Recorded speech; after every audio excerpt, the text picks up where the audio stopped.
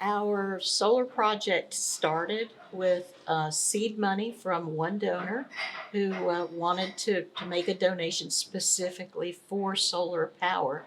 And then it was up to us to research and determine costs and raise the remaining funds to get that installation done. And we did it in a month. Despite concern about it affecting the budget, it did not, and concern about not being able to get the money. We first started out very simply by trying to do some forums in which we would explain why we were doing the solar panels, what the benefits were of solar panels, and we must have done 3 or 4 forums before we actually got into going to the board and asking for their blessing. The campaign to fund the panels got 123 contributions and commitments in 3 weeks, ranging from $1 to $8,000. And when you're talking about the 123 members of the congregation, in a congregation that is barely above 200 people, that is a major impact. We're up in a rural area. We have a local electric co-op, and it is pretty much a non-economical way to get electricity, but we did it anyway. One thing we did is we took 10 panels, flipped them upside down, and had people write their names, grandmothers, grandfathers, hey Pope Francis, way to go.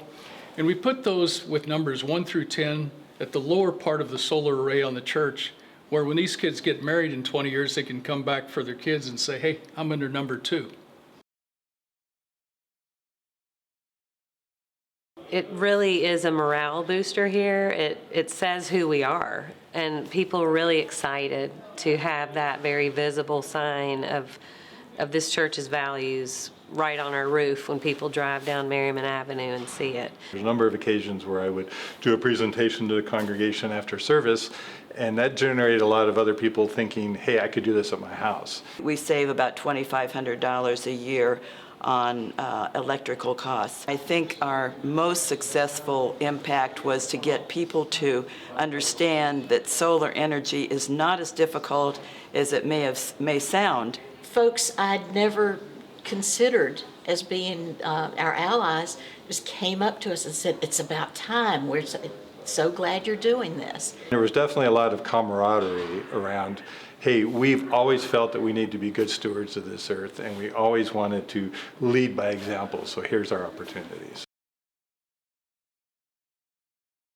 Several of us were participating in a book group studying the Pope's encyclical on climate change. I was co-chair of a Sunday school class on caring for God's creation. I do believe that we live in a place that was created, and our Creator made it for us to enjoy and to care for those who come after us.